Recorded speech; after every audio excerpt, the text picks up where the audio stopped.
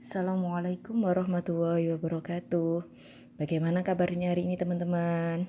Baik kan? Semoga baik ya semuanya.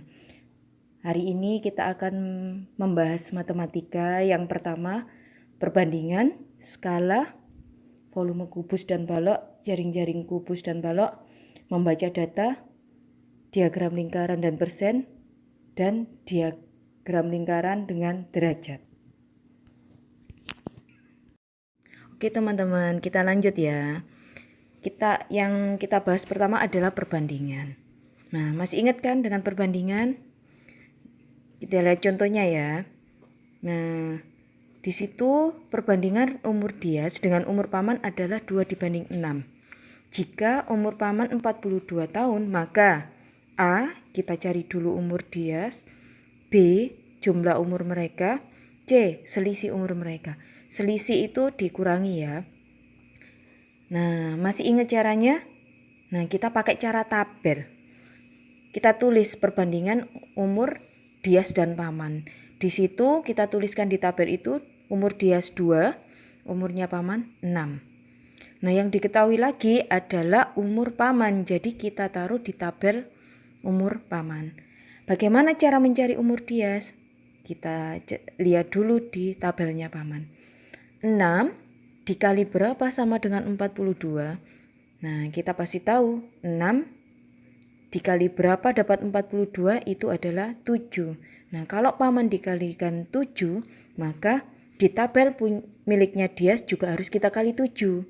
Berarti 2 dikali 7 sama dengan 14. Jadi umur Dias adalah 14 tahun. Itu jawaban yang A. Sekarang kita cari yang B. Berapa jumlah umur mereka? Nah, tinggal kita jumlahkan saja. Umurnya Dias 14 dan paman 42. Kalau dijumlahkan sama dengan 56. Sudah ketemu. Sekarang kita cari yang C. Berapa selisih umur mereka? Nah, kita tinggal mengurangkan saja. Berarti 42 dikurangi 14 sama dengan 28. Bagaimana? Mudah kan? Oke teman-teman, kita lanjut ya. Yang kita bahas pertama adalah perbandingan. Nah, masih ingat kan dengan perbandingan? Kita lihat contohnya ya. Nah, di situ perbandingan umur Dias dengan umur paman adalah 2 dibanding 6. Jika umur paman 42 tahun, maka A, kita cari dulu umur Dias, B, jumlah umur mereka, C, selisih umur mereka. Selisih itu dikurangi ya. Nah, masih ingat caranya? Nah, kita pakai cara tabel. Kita tulis perbandingan umur Dias dan paman. Di situ kita tuliskan di tabel itu umur Dias 2, umurnya paman 6. Nah, yang diketahui lagi adalah umur paman. Jadi kita taruh di tabel umur paman. Bagaimana cara mencari umur Dias? Kita lihat dulu di tabelnya paman.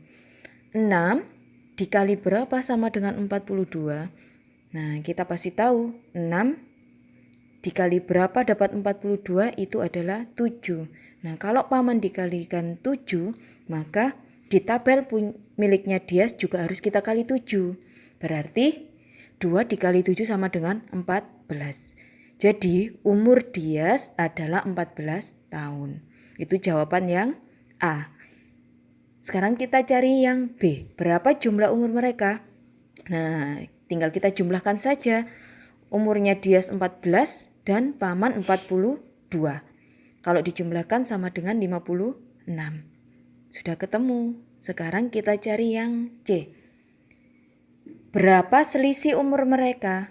Nah, kita tinggal mengurangkan saja. Berarti 42 dikurangi 14 sama dengan 28. Bagaimana? Mudah kan? Selanjutnya kita akan membahas tentang skala. Masih ingat skala kan? Kalau kita berbicara tentang skala, maka kita akan ingat segitiga ajaib ya, yaitu JPSJS. Jadi untuk mencari skala, rumusnya adalah JP dibagi JS atau jarak pada peta dibagi jarak sebenarnya. Oke, kita lanjut ke contoh. Coba teman-teman baca. Di situ tertulis jarak sama dengan 600 km. Kalau kita sudah lihat satuannya kilometer, itu pasti menunjukkan jarak sebenarnya. Itu sudah pasti. Ya. Terus di situ juga tertulis dalam peta jarak kedua kota tersebut 12 cm. Berarti 12 cm itu adalah jarak pada peta. Nah, untuk menyelesaikan soal di atas, kita harus menggunakan diketahui. Kenapa? Untuk memudahkan kita dalam mengerjakan. Kita tulis dulu. Jarak sebenarnya sama dengan 600 km. Nah, teman-teman masih ingat? Kalau kita mencari skala, itu satuannya harus sentimeter. Untuk memudahkan kita mengerjakan, kita rubah dulu kilometer itu menjadi sentimeter. Masih ingat berapa kali melangkah ke kanan? Masih ingat kan? 5 kali ya melangkah, berarti 600 km ditambah 0,5, jadinya 60 juta. Itu adalah jarak sebenarnya kalau dirubah ke satuan senti. Nah, yang kedua adalah jarak pada peta. Di situ ada sama dengan 12 cm. Nah, baru kita ke penyelesaiannya. Skala sama dengan jarak pada peta dibagi jarak sebenarnya. Kita tulis skala di situ adalah jarak pada peta di situ adalah 12 cm, maka kita tulis 12 per 60 juta atau 12 dibanding 60 juta. Bagaimana kita mencarinya? Kita bagi aja. 12 itu kita bagi 12 biar menjadi 1 ya. Jadi biar menjadi 1 harus kita bagi angka yang sama. Nah, jika 12 itu dibagi 1, maka 60 juta itu harus dibagi 12 juga agar bisa sama. Jadi ngerti? Jadi 12 di sini Ustazah bagi dengan 12. Nah, kalau 12 itu kita bagi 12, maka 60 juta harus kita bagi 12. Gitu ya. Jadi di situ ketemu 12 dibagi 12 sama dengan 1, sedangkan 60 juta dibagi 12 adalah 5 juta. Jadi ketemu skalanya adalah 1:5 juta. Teman-teman, kita beralih ke pembahasan selanjutnya ya, yaitu tentang volume kubus dan balok. Nah, masih ingat rumusnya? Nah, rumus volume kubus itu adalah V. V sama dengan R pangkat 3 atau R dikali R dikali R. R itu adalah rusuk ya. Nah, itu adalah rumus volume kubus. Kalau rumus volume balok itu adalah panjang dikali lebar dikali tinggi. Nah, contoh soal 1 ya. Soal 1 itu gambarnya adalah kubus. Nah, gampang sekali ya. Teman-teman lihat di situ. Rusuknya diketahui 4 cm. Jadi, teman-teman bisa langsung menuliskan rumusnya. V sama dengan R kali R kali R. Sama dengan 4 kali 4 kali 4. Jangan lupa satuannya ditulis. Sama dengan 64 cm pangkat 3. Ya, ingat ya, satuan volume adalah kubik atau pangkat 3. Nah, contoh soal yang kedua itu adalah balok. Nah, rumusnya balok sama dengan V sama dengan panjang kali lebar kali tinggi. Kita lihat di situ. Dalam soalnya tertulis panjang, lebar, dan tinggi berturut-turut 350 cm. Berarti tinggal kita ngalikan ya. 350 cm dikali 500 cm dikali 230 cm. Nah, sama dengan berapa ketemunya? Nah, di situ ketemu 40.250 cm pangkat 3. Itu ya. Atau kalau teman-teman mau merubah ke liter, enggak apa-apa. Tapi kalau sudah ditulis cm pangkat 3 sampai situ saja sudah enggak apa-apa. Itu ya. Teman-teman, kita beralih ke pembahasan selanjutnya ya, yaitu tentang volume kubus dan balok. Nah, masih ingat rumusnya? Nah, rumus volume kubus itu adalah V. V sama dengan R pangkat 3 atau R dikali R dikali R. R itu adalah rusuk ya. Nah, itu adalah rumus volume kubus. Kalau rumus volume balok itu adalah panjang dikali lebar dikali tinggi. Nah, contoh soal 1 ya. Soal 1 itu gambarnya adalah kubus. Nah, gampang sekali ya. Teman-teman lihat di situ. Rusuknya diketahui 4 cm. Jadi, teman-teman bisa langsung menuliskan rumusnya. V sama dengan R kali R kali R. Sama dengan 4 kali 4 kali 4. Jangan lupa satuannya ditulis. Sama dengan 64 cm pangkat 3. Ya, ingat ya, satuan volume adalah kubik atau pangkat 3. Nah, contoh soal yang kedua itu adalah balok. Nah, rumusnya balok sama dengan V sama dengan panjang kali lebar kali tinggi. Kita lihat di situ. Dalam soalnya tertulis panjang, lebar, dan tinggi berturut-turut 350 cm. Berarti tinggal kita ngalikan ya, 350 cm dikali 500 cm dikali 230 cm. Nah, sama dengan berapa ketemunya? Nah, di situ ketemu 40.250 cm pangkat 3. Itu ya. Atau kalau teman-teman mau merubah ke liter, enggak apa-apa. Tapi kalau sudah ditulis cm pangkat 3 sampai situ saja sudah enggak apa-apa. Itu ya. Selanjutnya adalah jaring-jaring kubus dan balok. Masih ingat kan? Teman-teman bagaimana cara menggambarnya? Nah, di situ Ustazah sudah mencontohkan beberapa jaring-jaring kubus dan balok. Jadi teman-teman di rumah bisa mencobanya ya. Selanjutnya adalah jaring-jaring kubus dan balok. Masih ingat kan? Teman-teman bagaimana cara menggambarnya? Nah, di situ Ustazah sudah mencontohkan beberapa jaring-jaring kubus dan balok. Jadi teman-teman di rumah bisa mencobanya ya.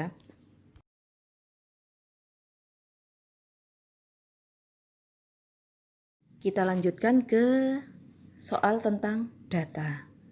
Nah, di sini kita akan membuat beberapa bentuk data ya. Yang akan kita buat tabel, diagram garis, diagram batang, diagram lingkaran, dan piktogram. Nah, nanti teman-teman bisa melihat ya bagaimana caranya. Dari sebuah data kita akan membuat ke dalam berbagai bentuk tabel, diagram garis, diagram batang, diagram lingkaran, sama piktogram. Itu ya. Jadi teman-teman perhatikan contoh yang sudah Ustazah buat. Kita lanjutkan ke soal tentang data. Nah, di sini kita akan membuat beberapa bentuk data ya. Yang akan kita buat tabel, diagram garis, diagram batang, diagram lingkaran, dan piktogram.